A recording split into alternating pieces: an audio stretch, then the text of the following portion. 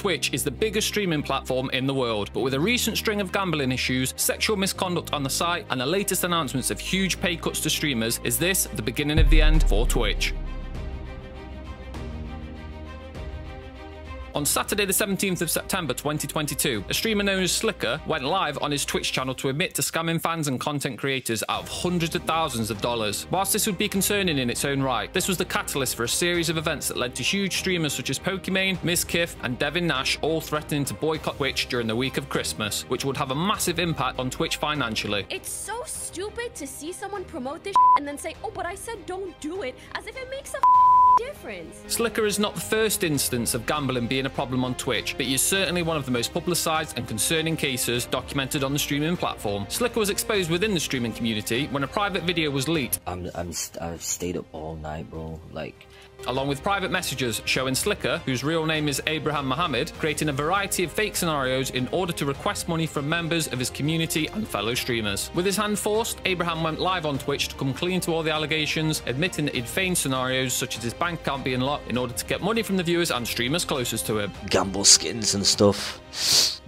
Wow. He explained that the money was initially used to cover the losses of gambling CSGO skins, which is a huge problem on Twitch. Counter-Strike, also known as CSGO, have in-game skins that are worth real money value on the Steam marketplace. Therefore, they essentially end up used as casino chips when it comes to betting on the outcome of a match of CSGO. This in isolation doesn't sound too concerning, but when you look at the value of the CSGO skin market, which is currently around $7 billion, and the addictive nature of gambling, this can genuinely ruin people's lives.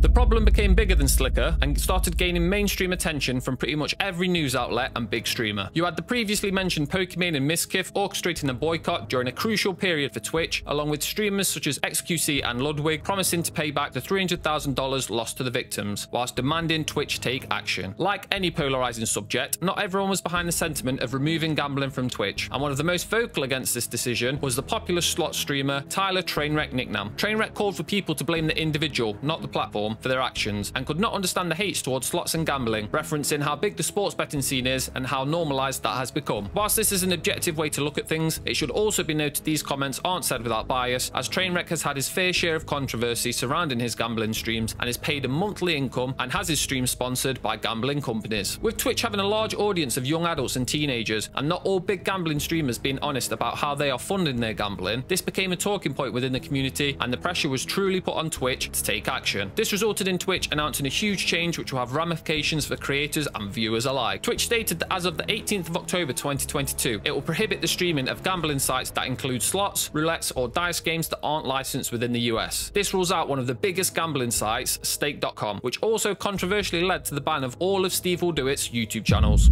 Even with this action taken, it truly seemed that Twitch could do no right, as many streamers were infuriated that when it seems to come to money, Twitch takes quick action. But a huge problem that has still not been addressed on the platform is hate raids. Hate raids are essentially where toxic streamers, people who stream purely to harass other people, will lead a community of like-minded people into another person's stream and take over their chat with hate messages. About that, I just got one of those, like, do you guys know about Twitch, like, hate raids lately? This is normally racially or homophobically charged and causes a lot of trauma to the innocent streamers involved who are not equipped with the tools to deal with an incident like this on Twitch.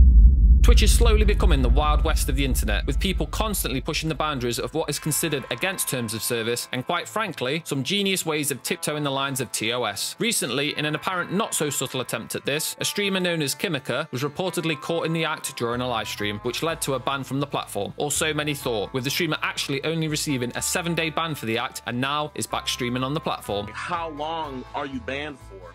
7 days.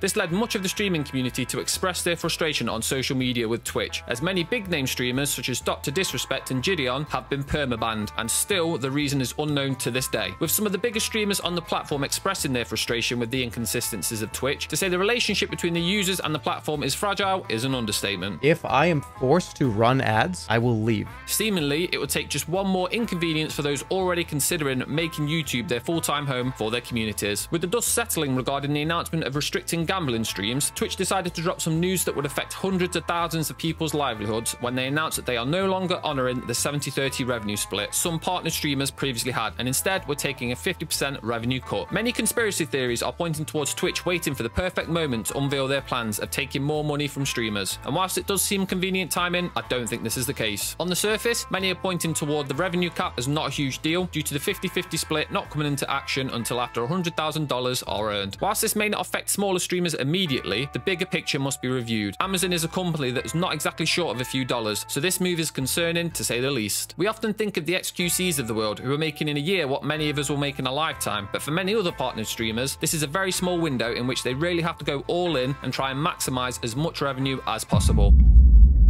Streaming is not a long career. The average full-time streamer's career only lasts a few years. Smaller streamers have been begging for Twitch to acknowledge that it was unfair to the massive smaller streamers who contribute to the wider Twitch ecosystem to only be on a 50-50 split. What did Twitch do in response to this? Instead of bringing up all the streamers to an equal level, they essentially brought the large streamers down, completely undermining the argument. This has led to outrage within the streaming community, with one of the most vocal being Dr. Disrespect, who, as mentioned before, was banned from Twitch for unknown reasons. Dr. Disrespect tweeted out the following: "Twitch turned into a platform, didn't it? What goes around comes around." With Dr. Disrespect leading the way for streaming on YouTube, we could see some huge names parting ways with Twitch, which could severely impact the platform, leading to Twitch's downfall. Essentially, Twitch only really has the chat function that is beating YouTube streaming at the moment, with YouTube offering across the board a 70-30 split. Can YouTube capitalize on this, put time and effort into changing the way that they interact with the chat, and truly become the #1 platform for streaming? What are your opinions on the recent controversies surrounding Twitch? Let us know in the comments down below.